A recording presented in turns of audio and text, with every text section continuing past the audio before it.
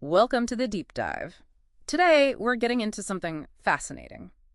Wayfinding. And we're not just talking about road signs here. No, definitely not. It's really about how we perceive, how we understand, and ultimately navigate physical spaces. Yeah. The whole idea really got traction with Kevin Lynch's work, right, on mental maps of cities. Precisely. And what's really, I think, groundbreaking now is how wayfinding has moved so far beyond those initial ideas. Okay. It's now really pulling in principles from like neuroscience and crucially inclusive design. Right. So our mission here in this deep dive is really to unpack how these systems are getting more accessible, more intuitive for everyone. Yeah. We'll be your guides through the source material on this. Okay, so if it's more than just signs, what is wayfinding really about? From, those little visual cues to trying to navigate somewhere really complex. Fundamentally, it's about that connection between humans and their surroundings. And it's interesting to look back, actually. Think about ancient Polynesian wayfinding. Oh, yeah. They navigated huge stretches of ocean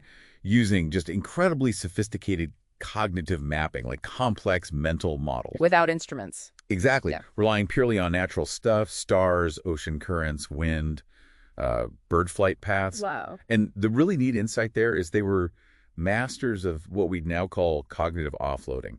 They internalized all this environmental data. Okay. So their minds were free for the actual complex real-time navigation decisions. And that core idea, reducing mental effort, that's still kind of the holy grail for modern wayfinding. Yet, even with all our tech, we still get completely lost sometimes, don't we? In places like public transport systems or hospitals, big institutions. Oh, absolutely. I definitely remember trying to find a specific hospital ward once. It just piled stress on top of already being anxious. And that's such a common experience. Yeah. It really highlights the problem. When you look closely at these modern labyrinths, you see common issues, like a lack of coordination maybe between different parts of a system. Right, like changing train lines or something. Exactly. Disjointed signage, big information gaps when you transfer between different transit agencies maybe, or just outdated information. Yeah. And all that just leads straight to confusion, anxiety. It increases what psychologists call cognitive load. The mental effort needed. The sheer mental effort just to figure out where you are and where you need to go. Okay, so given those challenges, the fragmented signs, the bad info, how do we make these confusing places genuinely navigable?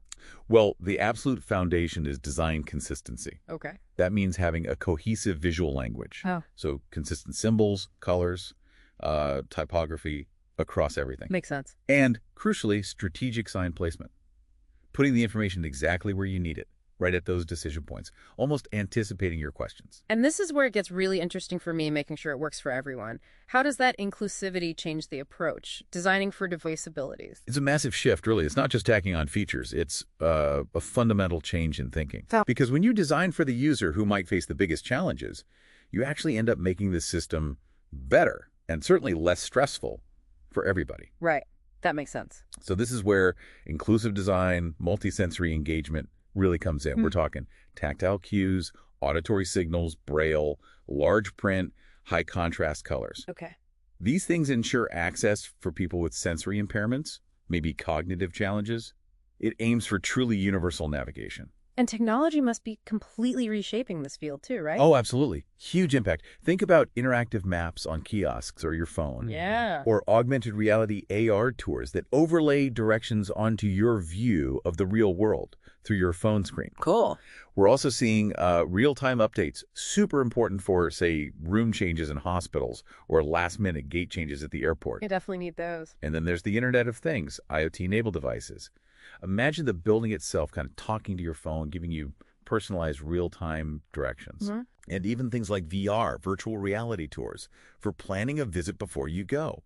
That can massively reduce anxiety, especially for people with sensory processing disorders. Okay. It's all part of this holistic, human-centered design approach, trying to make environments intuitive and just cut down that user stress.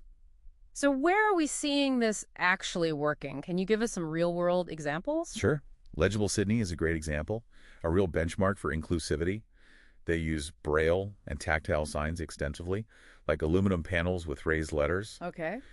St. Luke's Hospital in Kansas City integrated digital kiosks and interactive signs with their wayfinding app. That's really helped reduce patient and visitor anxiety. Good. And maybe one more sound ride guide in public transport. They're doing really cutting-edge stuff with accessibility, like sign language avatars and multi-language support. That's impressive. But, even with the best design, the smartest tech, sometimes you just need a person, don't you? That's such a critical point. Yes. What's the role of that human interaction? It's absolutely vital. And that's why staff training is key. Ah, right. Training staff, not just on directions, but on developing what's called cognitive empathy. Cognitive empathy. Yeah, understanding how someone who's stressed or maybe has a cognitive challenge might be processing information differently. Okay. So they can give instructions that are clear, concise, and actually land effectively for that person. Yeah. It's that supportive human connection complementing the physical and digital stuff. It helps reduce that cognitive load even further. So wrapping this up then, what does this all really mean for us? It seems like effective wayfinding is about way more than just getting from A to B. Absolutely. It's fundamentally about creating environments where you, the user, feel safe, feel informed, and feel capable of navigating independently. Right. That sense of capability is huge. It really is. So maybe a final thought for you listening. The next time you find yourself somewhere unfamiliar, just notice.